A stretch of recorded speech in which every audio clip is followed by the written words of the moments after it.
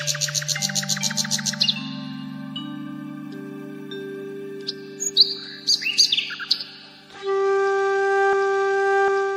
തലമുറകളായി നിങ്ങൾക്കൊപ്പം PRS hospital. വീണ്ടും വിള്ളൽ. ആദ്യത്തെ വിള്ളൽ മലപ്പുറത്തെങ്കിൽ മലപ്പുറത്തെ വിള്ളൽ തീരുന്നുമ്പേ കോഴിക്കോട് വിള്ളൽ. കോഴിക്കോട് വിള്ളൽ ഒന്ന് അടച്ചെടുക്കാന്ന് വിചാരിക്കുമ്പോൾ കണ്ണൂർ വിള്ളൽ. ധാരട വില്ലൻ.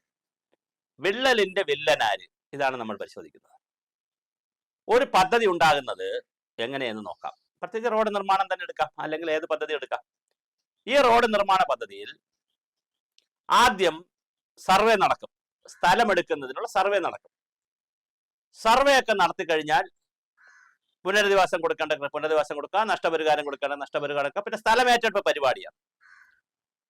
അങ്ങനെ സ്ഥലമേറ്റെടുക്കൽ പരിപാടിയുണ്ട്. പിന്നെ എൻവയോൺമെന്റൽ ഇമ്പാക്ട് അസസ്മെന്റ്, പരിസ്ഥിതിക്ക് എന്തെല്ലാം കുഴപ്പം വരും അവിടെ അങ്ങനെ റോഡ് വന്നതുകൊണ്ട്, ഇപ്പൊ റോഡ് തന്നെ പറയാം, NH വന്നതുകൊണ്ട് ആ പ്രദേശത്തെ പരിസ്ഥിതിക്ക് എന്ത് കുഴപ്പം വരും എന്നുള്ള ഒരു പരിസ്ഥിതി ആഘാത പഠനമുണ്ട്. ഒരു സോഷ്യൽ ഇമ്പാക്ട് സ്റ്റഡി ഉണ്ട്, ഒരു സാമൂഹ്യമായ ആഘാത പഠനം. അവിടെയൊക്കെ ഉള്ള ജനങ്ങളെ ഇതൊക്കെ എങ്ങനെ ബാധിക്കും, എത്ര പേരെ ബാധിക്കും, എത്ര കുടുംബം ഇങ്ങനെയുള്ള പഠനങ്ങളുണ്ട്. ഇതെല്ലാം കൂടെ നടപ്പിലാക്കി പഠിച്ചിട്ട് DPR തയ്യാറാക്കും. ഡീറ്റെയിൽഡ് പ്രോജക്റ്റ് റിപ്പോർട്ട്, വിശദമായ പദ്ധതി രേഖ അല്ലെങ്കിൽ പദ്ധതി രൂപരേഖ തയ്യാറാക്കും. ഇത് തയ്യാറാക്കി കഴിഞ്ഞിട്ടാണ് ഇത് സാങ്ഷന് വേണ്ടി കൊടുക്കുന്നത്.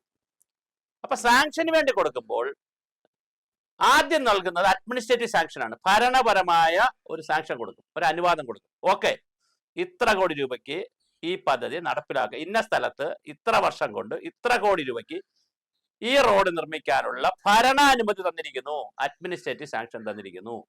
ഓക്കെ, അഡ്മിനിസ്ട്രേറ്റീവ് സാങ്ഷൻ കിട്ടിയ പിറ്റേ ദിവസം പണി തുടങ്ങാൻ പറ്റുമോ? പറ്റില്ല. ഉടൻ തന്നെ എന്ത് വേണം? ടെക്നിക്കൽ സാങ്ഷൻ വേണം. എന്താണ് ടെക്നിക്കൽ സാങ്ഷൻ?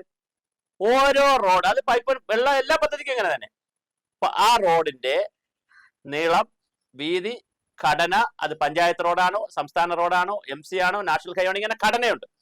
ഈ ഘടന, നീളവും വീതിയും എല്ലാം കണക്കാക്കിയുള്ള ഘടന മനസ്സിലാക്കിയിട്ട് ഓരോ ലെവൽ വെച്ചിട്ടുണ്ട്. അവർക്കേ ടെക്നിക്കൽ സാങ്ഷൻ കൊടുക്കാൻ പറ്റുള്ളൂ. ആർക്കെങ്കിലും ഇങ്ങനെ ടെക്നിക്കൽ സാങ്ഷൻ കൊടുക്കാൻ പറ്റത്തില്ല. അങ്ങനെ ടെക്നിക്കൽ സാങ്ഷൻ വാങ്ങണം. അപ്പോൾ അഡ്മിനിസ്ട്രേറ്റീവ് സാങ്ഷൻ വാങ്ങണം. അത് കഴിഞ്ഞ് ടെക്നിക്കൽ വെറ്റിംഗ് എന്ന് പറയുന്ന ഒരു പ്രോസസ് ഉണ്ട്. അപ്പൊ ടെക്നിക്കൽ സാങ്ഷൻ വാങ്ങണം. അപ്പൊ ടെക്നിക്കൽ വെറ്റിംഗ് നടക്കുമ്പോൾ എഞ്ചിനീയർമാരും എൻവയോൺമെന്റൽ എഞ്ചിനീയർമാരും ബന്ധപ്പെട്ടവരെല്ലാം ഫീൽഡ് പോയി ചിലപ്പോൾ കാണും. സോയിൽ ടെസ്റ്റ് നടത്തും. ഓരോ സോയിലും എത്ര മീറ്റർ താഴേക്ക് പിന്നെ പൈലിംഗ് നടത്തണമെന്ന് ആലോചിക്കും. എത്ര ഹൈറ്റിലുള്ള സോയിലാണ് എടുത്തു മാറ്റേണ്ടതെന്ന് ആലോചിക്കും.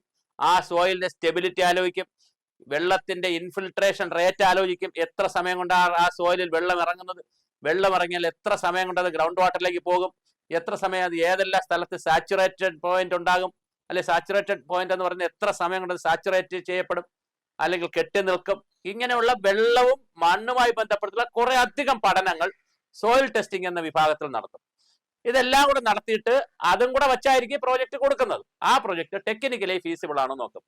അപ്പൊ അഡ്മിനിസ്ട്രേറ്റീവ് സാങ്ഷൻ വന്നു, ടെക്നിക്കൽ സാങ്ഷൻ വന്നു. പിന്നെയാണ് ഫിനാൻഷ്യൽ സാങ്ഷൻ വരുന്നത്. ആ ഫിനാൻഷ്യൽ സാങ്ഷൻ വന്നു കഴിയുമ്പോൾ പണം കൊടുക്കാം. അത് ഘട്ടം ഘട്ടമായിട്ടായിരിക്കും പണം കൊടുക്കും. ചിലപ്പോൾ അഡ്വാൻസ് കൊടുക്കും, ചില കേസിൽ അഡ്വാൻസ് കൊടുക്കത്തില്ല. വർക്ക് സ്റ്റാർട്ട് മൊബിലൈസേഷൻ അഡ്വാൻസ് കൊടുക്കും, ചിലതിൽ അല്ലാതെ അഡ്വാൻസ് കൊടുക്കും, ചിലത് സ്റ്റാർട്ട് ചെയ്തതിനു ശേഷം കൊടുക്കും. അത് പല രൂപത്തിലാണ് കൊടുക്കുന്നത്. അത് ഫിനാൻഷ്യൽ സാങ്ഷൻ കൂടെ കിട്ടിക്കഴിഞ്ഞാലാണ് പണം റിലീസ് ചെയ്യാൻ തുടങ്ങുന്നത്. ഇതെല്ലാം ചെയ്യുന്നതിന് വളരെ കൃത്യമായ നടപടിക്രമങ്ങളുണ്ട്. ഒരു ദിവസം രാവിലെ ഇരുന്ന് അങ്ങോട്ട് ചെയ്യാൻ പറ്റില്ല. DPR ഒരെണ്ണം ഉണ്ടാക്കിയാൽ ആ DPR മാറ്റണമെങ്കിലും വലിയ നടപടിക്രമമാണ്. ഇനി ഇതിനകത്തുള്ള അപകടം എവിടാന്ന് ഞാൻ പറയാം. അതിപ്പോ വലിയ വലിയ പദ്ധതികൾ, ഇപ്പൊ ജപ്പാൻ കുടിവെള്ള പദ്ധതി പോലുള്ള പദ്ധതികളിലും റോഡ് നിർമ്മാണത്തിലും വൻകിട പദ്ധതികളൊക്കെ ആഗോളവൽക്കരണം വന്നതിന് ശേഷം, ഇനി ഞാൻ പറയുന്നത് ശ്രദ്ധിച്ച് കേൾക്കണം കേട്ടോ, ആഗോളവൽക്കരണം വന്നതിന് ശേഷം 90-കൾക്ക് ശേഷം ഒരു കമ്പനിയും നേരിട്ട് വന്ന് പണിയാറില്ല. കമ്പനി വർക്ക് എടുക്കും. ചിലപ്പോൾ ടോക്കിയോ എഞ്ചിനീയറിംഗ് കമ്പനിയാണ് ജപ്പാൻ കുടിവെള്ള പദ്ധതിയുടെ പ്രോജക്റ്റിന് സഹായം തന്ന സാങ്കേതിക സഹായം അവരാണ് എടുത്തത്. ടോക്കിയോ എഞ്ചിനീയറിംഗ് കമ്പനി, ജപ്പാനിൽ തന്നെയുള്ള ടോക്കിയോയിലുള്ള എഞ്ചിനീയറിംഗ് കമ്പനിയാണ്. അവരതിനെ പീസാക്കും. വർക്ക് പീസ് പല പല വർക്കുകളാക്കിയിട്ട് സബ്ലെറ്റ് ചെയ്യും. ആ വാക്കാണ് കറക്റ്റ് വാക്ക്, സബ്ലെറ്റ് ചെയ്യും. അപ്പൊ അവര് ലോകത്തിലെ വിവിധ കൊച്ചു കൊച്ചു കമ്പനികൾക്ക് സബ്ലെറ്റ് ചെയ്യും. ആ വാങ്ങുന്ന കമ്പനി, സബ്ലെറ്റ് ചെയ്ത് കിട്ടുന്ന കമ്പനിയും വീണ്ടും വർക്കിനെ ഡിവൈഡ് ചെയ്യും. അവരും സബ്ലെറ്റ് ചെയ്യും. അവര് ബോംബെയിലും ഇന്ത്യയിലുള്ള ഡൽഹിയിലും ഒക്കെ ഉള്ള കമ്പനികൾക്ക് കൊടുക്കും. അവരും സബ്ലെറ്റ് ചെയ്യും. അങ്ങനെ സപ്ലറ്റ് ചെയ്ത് ഇത് താഴേക്ക് വന്ന് നമ്മുടെ ഫീൽഡിൽ വർക്ക് നടക്കുമ്പോൾ ആ വർക്ക് മോണിറ്റർ ചെയ്യുന്നത് നമ്മുടെ ഇവിടുത്തെ ഡിപ്പാർട്ട്മെന്റിൽ ഇരുന്ന് പെൻഷൻ പറ്റിയവരും ഒരു ജോലിയും ചെയ്യാത്തവരും ജോലി ചെയ്തവരും മിടുക്കരല്ലാത്തവരും കോൺട്രാക്റ്റിലുള്ളവരും വഴിയെ പോയവരും നമ്മുടെ പാച്ചുവും ഗോപാലനും ഒക്കെയാണ് ഈ പണികളെല്ലാം ചെയ്യുന്നത്. അല്ലാതെ ഇന്റർനാഷണൽ ട്രെൻഡ് ബിഡ് കൊടുത്തു, ഇന്റർനാഷണൽ പ്രോജക്റ്റ് ആണ്, ഉടൻ അവർ വന്നും കൂടെ പണിയുന്നില്ല, അവരുടെ ആരും വരുന്നില്ല. ഇത് സപ്ലറ്റ് ചെയ്ത് പോയി ചിലപ്പോൾ ഒരു ക്വാളിറ്റി ഇല്ലാത്ത ആളുകളായിരിക്കും ഈ വർക്ക് എടുത്ത് ചെയ്യുന്നത്. അങ്ങനെ വർക്കിന്റെ ക്വാളിറ്റിയെ ബാധിക്കാൻ വലിയ സാധ്യതയുണ്ട്. പിന്നെ നമ്മുടെ ഉദ്യോഗസ്ഥന്മാർക്ക് കുറച്ച് വെള്ളം അടിക്കുന്നവർക്കാണെങ്കിൽ കുറച്ച് മദ്യവും, പിന്നെ മറ്റേ ഓപ്പോസിറ്റ് ആളുകളോട് സെക്സിനോട് വല്ല താല്പര്യമുള്ളവരാണെങ്കിൽ കുറച്ച് സ്ത്രീകളും, പിന്നെ കുറച്ച് പൈസയും സൗകര്യങ്ങളൊക്കെ കിട്ടിയാൽ വീഴുന്ന ഒരുപാട് ഉദ്യോഗസ്ഥരുണ്ട്. ചെറിയ പൈസയൊക്കെ കിട്ടിയാൽ കണ്ണടയ്ക്കുന്ന പൊളിറ്റിക്കൽ ലീഡർഷിപ്പ് നമുക്കുണ്ട്, രാഷ്ട്രീയ നേതാക്കളും ഒക്കെ ഉണ്ട്. എല്ലാവരും അല്ല, ഞാൻ അടച്ചാക്ഷേപിക്കുക എല്ലാവരും വീഡിയോയിൽ കൂടി. പക്ഷെ അങ്ങനെ ചെറിയ വിഭാഗമുണ്ട്. അവരെല്ലാം കണ്ടുപിടിച്ച് അവർക്ക് കൊടുക്കാനുള്ള മേമ്പടിയ പൈസ എല്ലാം കൊടുത്തിട്ട് ഇത് സപ്ലറ്റ് ഒക്കെ എടുത്ത് പണികൾ ചെയ്തുകൊണ്ട് പോകും. അപ്പൊ അവിടെ ക്വാളിറ്റി മോണിറ്ററിംഗും കാണൂല, ഫീൽഡ് വിസിറ്റും കാണൂല, DPR മോശമായിരിക്കും. DPR അഥവാ നല്ല DPR ആയിരിക്കുമെങ്കിലും അതിൽ ഒരുപാട് കാര്യങ്ങൾ നന്നായി പറഞ്ഞിരിക്കും, ചെയ്യുന്നത് വേറൊരു തരത്തിലായിരിക്കും. അപ്പോൾ ടെക്നിക്കൽ സാങ്ഷൻ കൊടുക്കുന്ന ആളുകളെ ഇത് പിടിക്കേണ്ടതുണ്ട്. ആരാണ് ഇതിന് ടെക്നിക്കൽ സാങ്ഷൻ കൊടുത്തത്? ടെക്നിക്കൽ സാങ്ഷൻ വാങ്ങിയെടുത്തത് പോലെയാണോ ഇത് പണിതിരിക്കുന്നത്? സോയിൽ ടെസ്റ്റ് നടത്തിയിട്ടുണ്ടോ? സോയിലിന്റെ ഫീസിബിലിറ്റി നോക്കിയിട്ടുണ്ടോ? അതിന്റെ തിക്നെസ് നോക്കിയിട്ടുണ്ടോ? ഇൻഫിൽട്രേഷൻ റേറ്റ് നോക്കിയിട്ടുണ്ടോ? അതിൽ വെള്ളം ഇറങ്ങിയാൽ അതിന്റെ സാച്ചുറേഷൻ പോയിന്റ് എവിടെയാണ്, അല്ലെങ്കിൽ എത്രയാണ്, ലെവൽ എന്താണ്, ഇതൊക്കെ നോക്കിയിട്ടുണ്ടോ എന്നുള്ളത് വളരെ പ്രധാനമാണ്. ഇതൊന്നും നോക്കാതെ എങ്കാടപ്പ 16 എന്ന് പറഞ്ഞ് റോഡ് പണിയാൻ പോയാൽ തീർച്ചയായിട്ടും ഇതുപോലെ വിള്ളലുകൾ വന്നുകൊണ്ടേയിരിക്കും. നമ്മൾ വിള്ളൽ വരുമ്പോൾ നമ്മളല്ല എന്ന് പറയും, വിള്ളൽ അടച്ചു കഴിയുമ്പോൾ വീണ്ടും നമുക്ക് കയറി നിന്ന് തള്ളിമറിക്കും. നമ്മുടേതാണ് റോഡെന്ന് എല്ലാവർക്കും പറയാം. പക്ഷേ ഈ പ്രോസസ് ഞാൻ ഈ പറഞ്ഞ പോലെ അഡ്മിനിസ്ട്രേറ്റീവ് സാങ്ഷൻ മുതൽ ടെക്നിക്കൽ സാങ്ഷൻ മുതൽ ഫിനാൻഷ്യൽ സാങ്ഷൻ വരെയുള്ള വിവിധ ഘട്ടങ്ങൾ, പിന്നെ മോണിറ്ററിങ് അടക്കമുള്ള എല്ലാ കാര്യങ്ങളും ചെയ്തിട്ടാണ് റോഡ് പണിയേണ്ടത്. നിർഭാഗ്യവശാൽ ഈ പ്രോസസ്സിലൊക്കെ ഒരുപാട് വെള്ളം ചേരുന്നുണ്ട്, ഒരുപാട് ബുദ്ധിമുട്ടുകൾ വരുന്നുണ്ട്. അതിൻ്റെ ഇടയിൽ അഴിമതിയും കൂടെ വന്ന് കയറുമ്പോൾ, സ്വജനപക്ഷപാതം കൂടി കയറി വരുമ്പോൾ, അത് തുടക്കത്തിലേ വരും. DPR മാറ്റുന്ന വസ്തു ഏറ്റെടുക്കുന്നത് ചിലപ്പോൾ ഒരു മുതലാളിയുടെ വസ്തുവായിരിക്കും, ഒരു ആരാധനാലയത്തിന്റെ വസ്തുവായിരിക്കും. ഉടൻ തന്നെ അലൈൻമെന്റ് മാറ്റും. നമ്മൾ ആലപ്പുഴയൊക്കെ കണ്ടതാണ്. അലൈൻമെന്റ് മാറ്റും. പിന്നെ വേറെ ചിലർക്കാണെങ്കിൽ റിയൽ എസ്റ്റേറ്റ് ലോബികൾക്ക് അവരെ വീട്ടിന്റെ അടുത്തുകൂടെ, അല്ലെങ്കിൽ അവർ വാങ്ങിക്കൂട്ടിയിരിക്കുന്ന വസ്തുവിന്റെ അടുത്തുകൂടെ, അല്ലെങ്കിൽ വാങ്ങിക്കൂട്ടാൻ ഉദ്ദേശിക്കുന്ന സ്ഥലത്തിന്റെ അടുത്തുകൂടെ റോഡ് പോയാൽ നല്ലതാണ്. ബാംഗ്ലൂരൊക്കെ അങ്ങനെ സംഭവിച്ചിട്ടുണ്ട്. അപ്പൊ അങ്ങനെ റിയൽ എസ്റ്റേറ്റ് ലോബികൾ ഇതിനിറങ്ങും. ഒരു വികസനം വരുമ്പോൾ എല്ലാവരും കൊണ്ടിറങ്ങും. അപ്പൊ അവരുടെ താല്പര്യങ്ങൾക്കനുസരിച്ച് അലൈൻമെന്റ് മാറും. പിന്നെ ജാതി സംഘടനകൾ വരും, മതസംഘടനകൾ വരും, രാഷ്ട്രീയ സംഘടനകൾ വരും, രാഷ്ട്രീയ നേതാക്കൾ വരും, സമ്പന്നർ വരും. ചില സമ്പന്നർ പറയും എന്റെ വീട്ടിന്റെ മുമ്പിൽ കൂടെ റോഡ് പോട്ടെ, കാരണം അതിന് എനിക്ക് വസ്തുവിന് വില കിട്ടും. ചിലർ പറയും എനിക്ക് നല്ല ബിസിനസ് ഒക്കെ ഉള്ളതാണ്, അതുവഴി ഒരു പോകാൻ പാടില്ല. ഇത്തരത്തിൽ ഒരുപാട് താല്പര്യങ്ങളെ കൂടി വച്ചിട്ടാണ് അലൈൻമെന്റ് പലപ്പോഴും മാറുന്നത്. അപ്പൊ അലൈൻമെന്റ് മാറുന്നത് ഇപ്പൊ നമ്മൾ തിരുവനന്തപുരത്ത് നോക്കൂ. തിരുവനന്തപുരത്ത് പോത്തങ്കോട് കഴക്കൂട്ടത്ത് നിന്ന് വരുന്ന തിരുവനന്തപുരം കഴക്കൂട്ടത്ത് നിന്ന് വരുന്ന റോഡ് പോത്തങ്കോട് ജംഗ്ഷന് തൊട്ട് മുമ്പ് എത്തുന്നത് വരെ നേരായി വരും, നല്ല വീതിക്ക് നേരെ വരും. ജംഗ്ഷനിൽ എത്തുമ്പോൾ പാമ്പഴയും പോലെ ഇഴഞ്ഞ് വണ്ടികൾക്ക് പോകാൻ പറ്റും. വീണ്ടും ജംഗ്ഷൻ കഴിയുമ്പോൾ, ഞാൻ സ്ഥലം മനസ്സിലാക്കാൻ വേണ്ടി പറയുന്നു, കോലിയക്കോട് എന്ന് പറയുന്ന സ്ഥലത്ത് എത്തിക്കഴിയുമ്പോൾ, അല്ലെങ്കിൽ കുറച്ചുകൂടെ അപ്പുറത്ത് ശാന്തിഗിരി ആശ്രമത്തിന്റെ ആ ഭാഗത്ത് എത്തുമ്പോൾ വീണ്ടും റോഡിന് വീതി കൂടും. തക്കാട് വഴി അത് MCയിൽ കയറി അങ്ങ് പോകും, വീതി കൂടും. പക്ഷെ പോത്തങ്കോട് എന്ന ജംഗ്ഷൻ ഇതുവരെ ആർക്കും അത് കളക്ട് ചെയ്യാൻ പറ്റിയിട്ടില്ല. പാലരാമപുരം ജംഗ്ഷൻ ഇപ്പോൾ അവിടെ ഫ്ലൈ ഓവർ വരും എന്നൊക്കെ പറയുന്നു.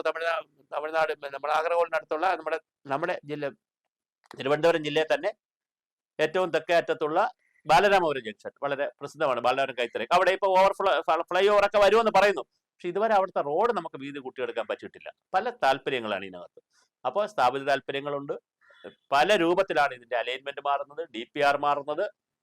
ടെക്നിക്കൽ സാങ്ഷൻ കൊടുക്കുന്ന സ്ഥലങ്ങളിൽ ശ്രദ്ധിക്കാതെ പോകുമ്പോൾ അതിനൊരു പ്രൊസീജിയർ തന്നെയുണ്ട്, ഓരോ ലെവലുമുണ്ട്. ആരാണ് ഇതിന് ടെക്നിക്കൽ സാങ്ഷൻ കൊടുക്കേണ്ടത്, അതിന്റെ ടെക്നിക്കൽ ഫീസിബിലിറ്റി എന്തൊക്കെയാണ് എന്നുള്ളതിനെ സംബന്ധിച്ച് വലിയ പഠനങ്ങൾ ആവശ്യമുണ്ട്. ഇപ്പൊ national highway of India NHAI എന്ന് പറയുന്നത് ഏജൻസിക്ക് ഇതിന് വലിയ സംവിധാനമാണുള്ളത്. രാജ്യത്താകെ ഈ പരിപാടികൾ നടക്കുന്നു.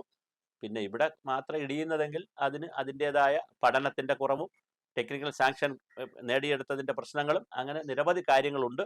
ഇതെല്ലാം പരിഗണിച്ച് ഭംഗിയായി ചെയ്യുമ്പോഴാണ് നമ്മുടെ റോഡ് പണിയായാലും പാലം പണിയായാലും നന്നായിരിക്കുന്നത്. ഞാൻ ഒരു കാര്യം കൂടെ പറഞ്ഞ് അവസാനിപ്പിക്കാം. പണ്ടൊരിക്കൽ ഞാനൊരു സായിപ്പിനെ പരിചയപ്പെട്ടു. ആ സായിപ്പ് എന്നോട് പറഞ്ഞു, സായിപ്പ് നെതർലാൻഡ്സിൽ നിന്നാണെന്നാണ് അത് സ്വിറ്റ്സർലൻഡിൽ നിന്നുള്ള ആളാണെന്നാണ് ഞാൻ മനസ്സിലാക്കുന്നത്. ഏതോ രാജ്യത്തു നിന്ന് ഇവിടെ വന്നിരുന്നു. അപ്പൊ അദ്ദേഹം ഇവിടെ വന്നിട്ട് എന്നോട് ഇങ്ങനെ പറഞ്ഞു, പിന്നെ ഞങ്ങളുടെ രാജ്യത്തും അഴിമതിയുണ്ട്, നിങ്ങളുടെ ഭാരതത്തിൽ മാത്രം, ഇന്ത്യയിൽ മാത്രമല്ല ഞങ്ങളുടെ നാട്ടിലുമൊക്കെ അഴിമതിയുണ്ട്, കേരളത്തിലും അഴിമതിയുണ്ട്, അവിടെയുണ്ട്. അപ്പൊ ഞാൻ ചോദിച്ചു, നിങ്ങളുടെ റോഡും ഒക്കെ ഇതുപോലെ പൊളിയില്ലേ, റോഡ് അഴിമതി? അപ്പൊ അവർ പറഞ്ഞു, ഞങ്ങളെ അഴിമതി വേറെ ഒരു തരത്തിലുള്ള അഴിമതിയാണ്, നിങ്ങളെ അഴിമതി വേറെയാണ്. നിങ്ങൾ ഞാൻ ചെറിയ ഉദാഹരണമായിട്ട് പറയാം, 1 ലക്ഷം രൂപയുടെ ഒരു വർക്ക് ഉണ്ടെങ്കിൽ നിങ്ങൾ 1 ലക്ഷം രൂപയ്ക്ക് വേണം ഒരു വർക്കിനെങ്കിൽ 1 ലക്ഷം രൂപയ്ക്കും വർക്ക് കൊടുക്കില്ല. നിങ്ങളത് ടെൻഡർ ചെയ്ത് ഒരു 80,000 രൂപ, 70,000 രൂപ, അല്ലെ 60,000 രൂപയൊക്കെ തരുന്ന ഏറ്റവും ലോവസ്റ്റ് കൊട്ടേഷൻകാരന് കൊടുക്കും. അപ്പോൾ 1 ലക്ഷം രൂപയാണ് വർക്കിന് വേണ്ടത്. ആക്ച്വലി 1 ലക്ഷം രൂപയാണെങ്കിൽ ഒരു 80,000 രൂപ, 1 ലക്ഷം ഒരാൾ പറഞ്ഞു, 1,10,000 ഒരാൾ പറഞ്ഞു, ഒരാൾ 80,000 പറഞ്ഞു, നിങ്ങൾ 80,000 കൊടുക്കും. ഈ 80,000 ഇത് എടുത്തു കഴിയുമ്പോൾ തന്നെ അവന് 20,000 ഇല്ല. 1 ലക്ഷത്തിന് ചെയ്യേണ്ട പണിയാ, 20,000 ഇല്ല. എന്നിട്ട് 80,000 എടുത്തവൻ എന്ത് ചെയ്യും? അവൻ രാഷ്ട്രീയ നേതാക്കൾ കൊടുക്കണം, ഫയൽ നീക്കുന്ന ഉദ്യോഗസ്ഥന്മാർക്ക് കൊടുക്കണം, പിന്നെ നാട്ടിലുള്ള സന്നദ്ധ സംഘടനകൾക്ക് കൊടുക്കണം, അമ്പല കമ്മിറ്റി കൊടുക്കണം, റെസിഡൻസസ് ആരെല്ലാം പ്രഷർ ഗ്രൂപ്പുകളായിട്ടുണ്ടോ അവരെല്ലാം ഒന്ന് നക്കാപ്പിച്ച ചെറിയ ചെറിയ പൈസ മുതൽ ചോദിച്ചു തുടങ്ങും. അവർക്കെല്ലാം പണം കൊടുക്കണം. ഈ പിരിവെല്ലാം കൊടുത്ത് കഴിയുമ്പോഴാണ് കോൺട്രാക്ടറുടെ കയ്യിൽ കുറച്ച് രൂപ കാണും. ഒരു ചിലപ്പോൾ 1 ലക്ഷം രൂപയാണെങ്കിൽ 30,000 40,000 രൂപയായിരിക്കും അവസാനം പുള്ളിയുടെ കയ്യിൽ കാണുന്നത്. അത് വെച്ച് വേണം പുള്ളിക്ക് പിന്നെ അതിന് ലാഭം എടുക്കണം. ബാക്കി മെറ്റീരിയൽ കോസ്റ്റ് പോലും ചിലപ്പോൾ പലപ്പോഴും ചെയ്യാൻ പറ്റും. അപ്പൊ എന്ത് ചെയ്യും? മെറ്റീരിയലിലും വർക്കിലും കള്ളത്തരം കാണിക്കും. അപ്പൊ ഞാൻ ചോദിച്ചു, നിങ്ങളെ നാട്ടിലില്ലേ? അതുകൊണ്ട് അപ്പൊ പറഞ്ഞു, അവിടെ ഇതൊക്കെ ഉണ്ട്. പക്ഷേ ഞങ്ങളെ അവിടെ 1 ലക്ഷം രൂപയുടെ ഒരു വർക്കാണെങ്കിൽ 1,25,000 രൂപയ്ക്കാണ് കൊട്ടേഷൻ കൊടുക്കുന്നത്. അപ്പൊ 25,000 രൂപ കമ്മീഷൻ പൈസ, അത് എല്ലാവർക്കും പങ്കുവെച്ചെടുക്കാം. വർക്ക് 1 ലക്ഷം രൂപയ്ക്ക് നടക്കും. നമ്മളെ ഇവിടെ ഇങ്ങനെയല്ല. 1 ലക്ഷം രൂപയ്ക്കാണ് വർക്കെങ്കിൽ 70,000 75,000 ആ വർക്ക് ചെയ്ത്, അത് തന്നെ ഞാൻ ഈ പറഞ്ഞ കണ്ടീഷൻ എല്ലാം ചെയ്ത് വരുമ്പോൾ 50,000 രൂപയുടെ വർക്ക് പോലും ഫീൽഡിൽ നടത്തിയെടുക്കാൻ കഴിയുന്നില്ല. അതുകൊണ്ട് നമുക്ക് അഴിമതി ഉണ്ട്, അത് അംഗീകരിക്കാം. ഇനി നമ്മൾ ടെൻഡറുകൾ തയ്യാറാക്കുമ്പോൾ 10 കോടിയുടെ പ്രോജക്റ്റ് ആണെങ്കിൽ 11 കോടിക്കോ 12 കോടിക്കോ അവാർഡ് ചെയ്യുക. 2 കോടി രൂപ കൈക്കൂലി ആണെന്ന് തന്നെ എഴുതണ്ട. മിസലേനിയസ് എന്നോ അല്ലെങ്കിൽ പല വകയെന്നോ എന്തെങ്കിലുമൊക്കെ എഴുതി, കൺസൾട്ടിങ് ഫീസ് എന്നോ എന്തെങ്കിലും എഴുതി നമ്മൾ ഇതിൽ കാണിക്കാം, ഈ ഡോക്യുമെന്റിൽ കാണിച്ച് ആ പൈസ കൊടുക്കുക, കോൺട്രാക്ടർ കൊടുക്കുക. അത് അദ്ദേഹം എല്ലാവർക്കും ഒക്കെ പങ്കുവെച്ച് കൊടുത്തിട്ട് ആക്ച്വലി 10 കോടി രൂപയുടെ വർക്ക് നടക്കും. ഇത് ഒരു പ്രാക്ടീസാണ് ഞാൻ പറയുന്നത്. പക്ഷെ അങ്ങനെയൊന്നും അല്ല ഇവിടെ നടക്കുന്നത്.